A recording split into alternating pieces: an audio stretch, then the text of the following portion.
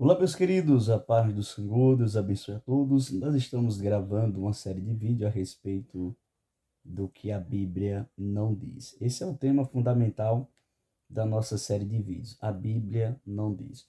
Nós vivemos uma época um pouco até complicada hoje, porque nem todo mundo quer se dedicar a estudar a palavra de Deus. Nem todo mundo, toma aquele tempo livre mais hoje para estudar, para pesquisar, para se preparar, para poder falar com segurança ao público, para poder falar com segurança no altar da igreja. Às vezes, tem pessoas que vão pregar, mas só pega na Bíblia no dia que vai pregar.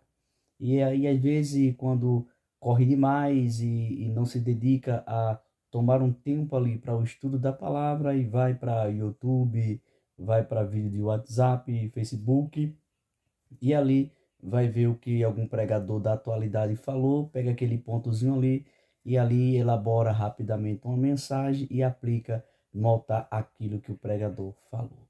E nós vimos uma época hoje que não é muito confiável você levar para o altar da igreja aquilo que pregadores falam. Por quê? Em primeiro lugar, você tem que examinar a Bíblia. Você tem que ver se verdadeiramente aquilo que aquele pregador falou está na Bíblia. Hoje, existe uma ignorância muito grande no meio, principalmente no meio pentecostal, porque às vezes o povo se preocupa muito em pulo, salto, rodopiada, seja lá o que for, e não tem conhecimento bíblico nenhum. E outros, às vezes, até no meio pentecostal mesmo, porque hoje eu vejo o meio pentecostal muito dividido, e a gente vê que tem igreja que foca tanto em normas e costumes, normas e costumes, normas e costumes, que esquece de preparar o povo para defender a sua fé, que esquece de preparar o povo a ter conhecimento da palavra. Porque eu confesso em dizer aqui, não desmerecendo a escola bíblica dominical, até porque eu amo escola bíblica dominical, mas eu confesso para vocês que eu não obtive tanto conhecimento em escola bíblica dominical com as revistas da CPAD, não porque são revistas sem qualificações, não é isso. Somos preparados, homens estudados, porém a gente às vezes vê que até a própria diretoria da escola bíblica, aqueles que lideram a escola bíblica, não tem preparo para ensinar. Então, eu creio que esse foi um dos pontos de eu nunca ter aprendido nada, na verdade. Mas eu aconselho vocês a estudarem a palavra de Deus, pesquisarem. E se você participa de uma escola bíblica dominical na sua igreja, aquele professor você vê que é desqualificado, tente outro meio, busque um curso teológico, faça alguma coisa, mas tenha conhecimento, para não ficar como uns crentes que a gente vê hoje que não sabe responder nada, a não ser na parte da ignorância. E hoje nós vamos estar falando aqui a respeito de um ponto que muitos pregadores dizem, mas a Bíblia não diz. Que, por exemplo, a mãe de Moisés colocou o menino em uma arquinha no rio Nilo. E tem até aqueles que fantasiam de uma forma tão dinâmica, né? Que diz que a mãe colocou a arquinha ali no rio Nilo e o vento veio e foi levando até chegar a filha de Faraó. E na verdade, quando nós observamos a Bíblia não diz que a mãe de Moisés colocou o menino na arquinha dentro do rio Nilo.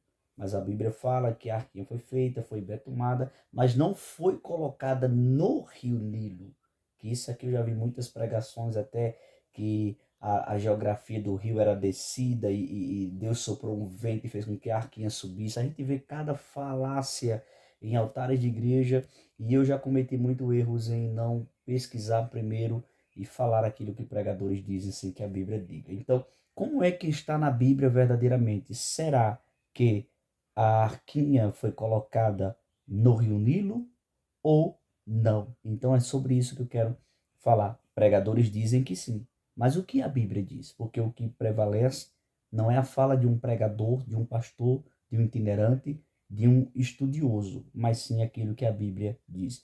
E quando nós observamos a Bíblia no livro de Êxodo, capítulo de número 2, versículo a partir do primeiro, diz assim, ó: E foi-se um varão da casa de Levi, e casou com uma filha de Levi. E a mulher concebeu e teve um filho. E vendo que ele era formoso, escondeu 3 meses. Todos nós sabemos o porquê que o menino foi escondido, né? Faraó, na época, elaborou um plano aí para acabar com todos os meninos do sexo masculino. Se fosse menina, deixasse viver, mas se fosse menino, morresse. Então a sua mãe teve que esconder o menino, porque o menino era um projeto de Deus. Mas ela não podendo mais esconder o menino, o que foi que ela fez? Ela colocou o menino numa arquinha e no rio Nilo? Não, não é assim que a Bíblia diz. Está no versículo de número 3. Não podendo, porém, mais escondê-lo, tomou uma arca de juncos e a betumou com betume e pés. E pondo nela o menino, a pôs nos juncos à borda do rio. Então, não foi colocado o menino no rio Nilo, mas o texto, na tradução que temos aqui em mãos, diz que pondo nela o menino, a pôs nos juncos à borda do rio. Ou seja, quem sabe o que é a folha do junco, é uma folha larga, e ali foi colocado o menino em cima de uma daquelas das folhas ali, né, à borda ou na beira do rio, mas não no rio. Então, é isso que eu quero estar trazendo para vocês à luz da Bíblia. Então, relendo novamente o versículo 3, não podendo, porém, mais escondê-lo, tomou uma arca de juncos e a betumou com betume e pés, e pondo nela o menino, a pôs nos juncos à borda do rio. E o versículo 4, para concretizar, e a irmã do menino postou-se de longe para saber o que lhe havia de acontecer. E a filha de Faraó desceu, preste atenção, a lavar-se no rio, e as suas donzelas passeavam pela borda do rio.